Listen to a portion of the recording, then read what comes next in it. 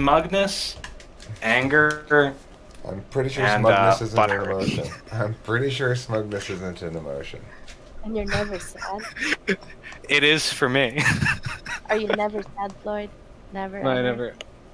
No, I can be sad. I can be sad, but it's more like a disassociation kind of thing where I'm like, What makes you sad? But oh boy, like things being out of my control, I guess, like I guess if something happens like to a family member or something like that, like if somebody were to pass away or something like that, I didn't have control over that. Animal abuse makes me very sad. That makes me very, very sad. Yeah. Stuff happening to kids, that makes me very upset. Stuff happening to... Well, that doesn't make me sad, that makes me angry. I was gonna say stuff happening to my friends, that makes me angry. What makes you feel coquettish? What's coquettish? It means flirty. Isn't that the natural? Flirty? Oh. Banter with girls. Coy flirtatiousness. So if you're in a coquettish mood, you might, if you're a chick and you're being coquettish, you might say to the guy like this, you might go, "You're so funny." Okay. That's being coquettish. So what makes me get into that mood? Yeah, what makes you shyly flirtatious? What makes me get cheeky? I don't know, like banter, I guess. Cottage cheese. Just type this guy is an ENTP. He clearly has any. I think we're just chatting here, Chloe. Let's not jump the gun. Are you making a or are you typing in? I think she's Or joking. if an ESFP is trying to get up on me at a party or something like that, that gets me a little bit nervous and blushy. Okay. Or you just go, fuck yeah. Are you a puss slayer, or are you more like a too tender to be a puss slayer? I think I wander into puss slaying territory, but then I'm kind of like, oh, geez, I'm in too deep. What do I do? This is weird. Life didn't prepare me for this. Huh. So if you went to a restaurant and they only had two side dishes to choose from, and one was a pineapple circle and one was cottage cheese, which would you choose? I can only choose one and not the other. Correct. You can get. I mean, I would probably choose the pineapple. Okay. They're out of pineapple. Now you have to choose between mango and cottage cheese. I would probably continue to choose fruit if I could not combine the two. Okay, now you have to choose between Parmesan cheese and cottage cheese. Oh, jeez. And the dish you're eating, like, the dish you're eating does not naturally go with Parmesan cheese. Can I leave the restaurant because of how many false pretenses they put in front of me on what fruit I was going to have? At that point, I'd be like, no, sir.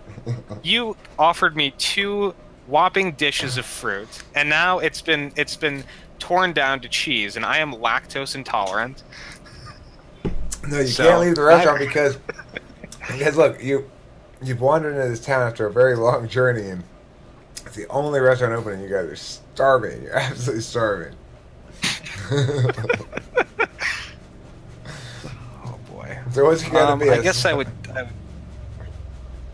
What are you gonna take? I guess I would choose cottage cheese. All right, good choice. All right, so he brings you some cottage cheese, but it's clearly not cottage cheese.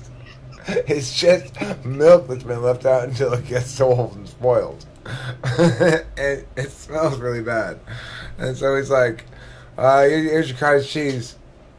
What are you gonna do? You gonna accept it and eat it, or are you gonna give it back to him?" Well, I'm not a connoisseur of cottage cheese, so I would not be able to tell that it was simply just those ingredients. I would probably just notice that the cottage cheese, we'll call it, had a very offensive smell. and I would probably sniff it, and I would probably say, "Sir, this cottage cheese, it smells stale." He's like, well, you want some mutton instead? You want some mutton instead? I'll get you some mutton. He takes away the cottage cheese and he brings you back a plate full of mutton. Do you eat it? Boy. It looks fine. Smells pretty good for mutton. I would say, sir, I am completely whiplashed by the amount of courses that I've cycled through today. What, you want dessert? Okay. He takes away your mutton. And he brings you back a bowl of cereal, a breakfast cereal, but the sugary kind. But there's no milk on it. They're out of milk. It's like, you want to pour some water on that for you? I would turn to him and I'd say, "Sir, are you fucking with me?"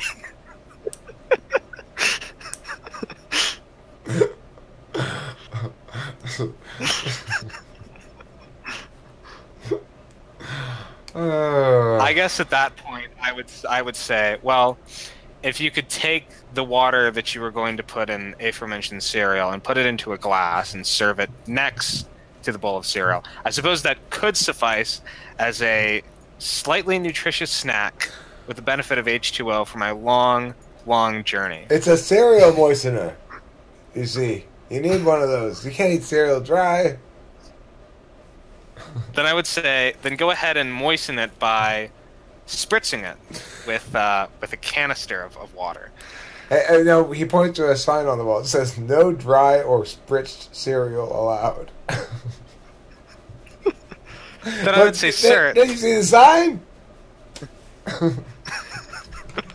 Say, "Sir, but then do you soak the cereal in water already if it's not allowed to be dry in this establishment?" No, it's allowed to be dry here. No, you're not allowed to eat dry cereal here. We're allowed to store it dry. Obviously, we have to keep it dry until we wetten it for you.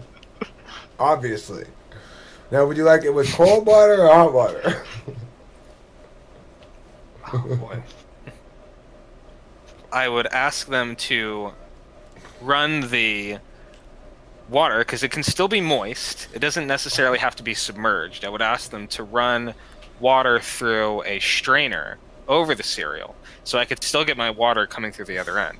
Granted, it would be cereal-flavored water, of whatever that said cereal was, but I would still get my water. Well, you can have water. In a nice big glass. You can have water, you just can't have the cereal dry. You can drink the water if you wanted to. Oh, boy. I should warn you, though, our sinks are broken. I got it from the toilet. He got which water from the toilet? The water that he was using for the glass, or the water that he was using for the cereal? Well, your glass of water here, because our sinks are broken, like I said. But don't worry, there wasn't any poop floating in there. I would ask him how clean the toilet was.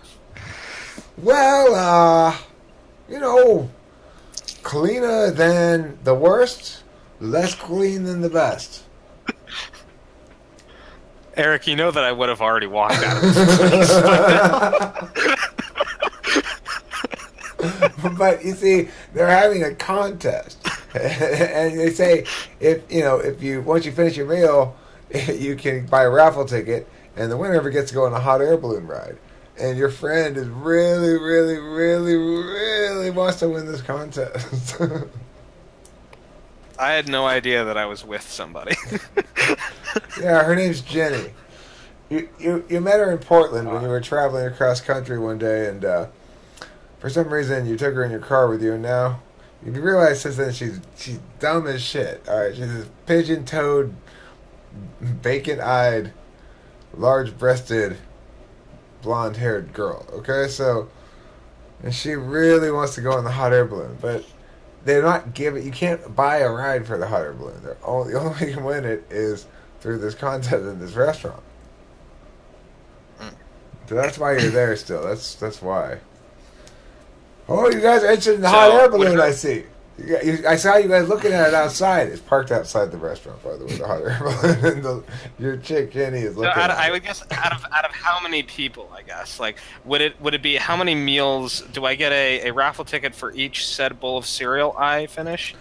or is it just I get one chance? No, you gotta have. It's just, you see the rules. They're right here. It says the patron must purchase and consume 2 entrees plus a drink each plus what else does it say? Oh yeah, a piece of pie each. So that's what you gotta buy to get your raffle ticket. So right now we're just still on appetizers. You don't even need to get those.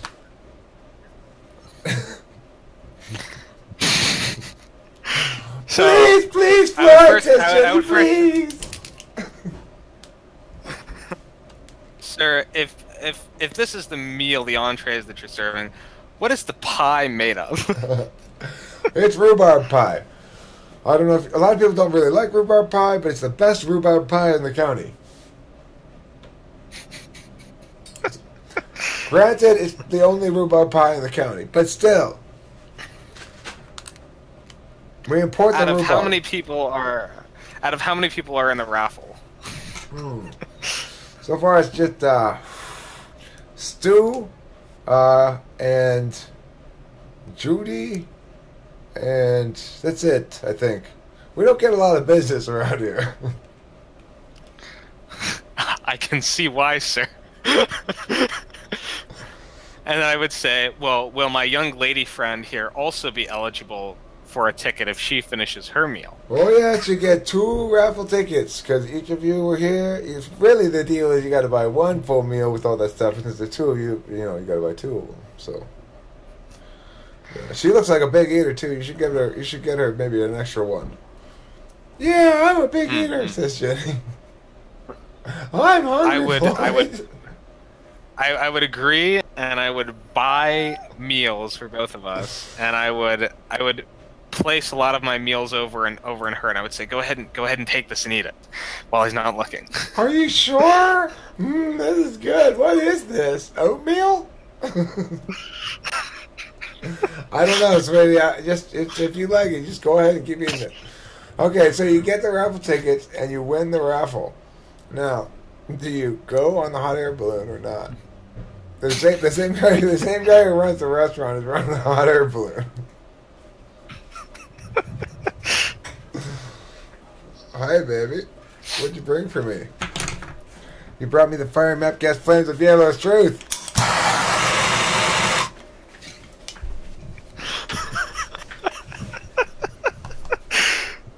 You gotta use